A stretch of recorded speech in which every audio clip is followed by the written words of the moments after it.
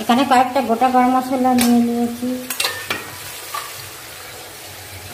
আদার গুঁড়ো, হলুদের গুঁড়ো, এখানে পেঁয়াজ, কাঁচা লঙ্কা, একটু লবণ, তেজপাতা, দুটো শুকনো লঙ্কা, দু তিনটে শুকনো লঙ্কা, এগুলো নিয়ে নিয়েছি।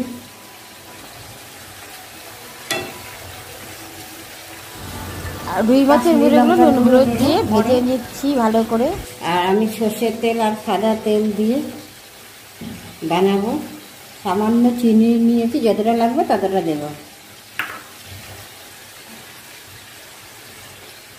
আর এখানে আদা রসুনের পেস্ট নিয়ে নিয়েছি, অল্প করে দেব, সব দেব না। এই দিয়ে আমি মুড়ির ঘন্টা রান্না করে নেব। এখানে গোবিন্দভোগ চালটা ধুয়ে নিয়েছি।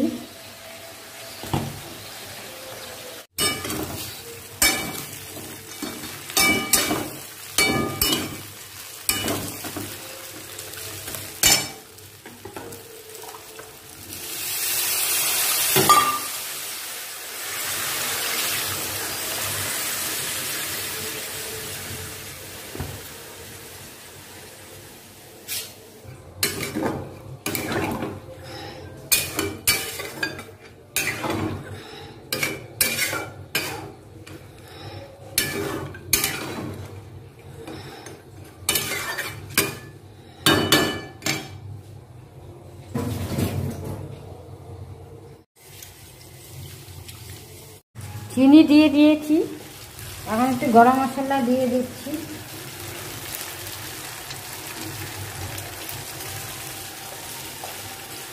এই যে গরম মশলা দিয়ে দিলাম।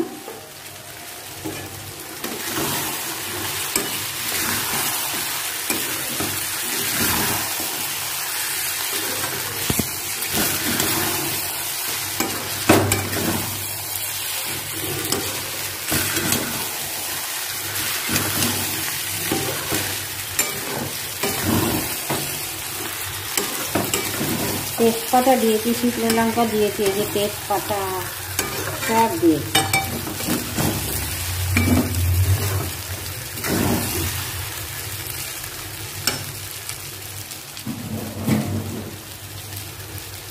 হয়ে গিয়েছে আমার মুড়ির ঘন্ট। এগুলো তেল, জল টেনে গেছে।